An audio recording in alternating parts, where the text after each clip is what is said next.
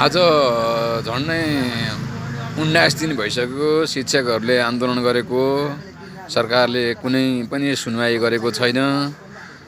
त्यसको साथै राप्रपा लगायत राजावादीहरूको आन्दोलन पनि उत्तिकै चर्किरहेको छ, जसले गर्दा यो सर्वसाधारण गरिखाने वर्गहरूको लागि धेरै अप्ठ्यारो परिस्थिति बन्दैछ।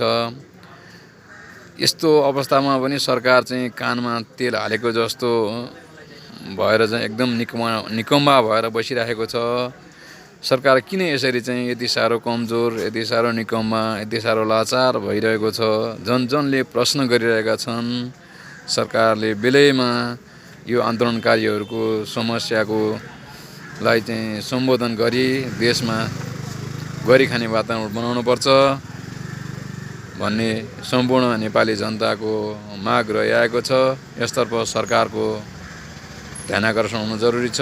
सरकार गम्भीर बन जनताको दैनिक जनजीविकामा लाई कसरी माथि उठाउन सकिन्छ भनेर सरकार गम्भीर बन्नुपर्छ र जनतालाई सेवा कसरी दिने भनेर सरकार लाग्नुपर्छ। सरकार यसरी निकम्मा भएर बस्नु यो राम्रो होइन। त्यसैले सरकारले बेलैमा सोच्नु जरुरी छ। हस्त, धन्यवाद।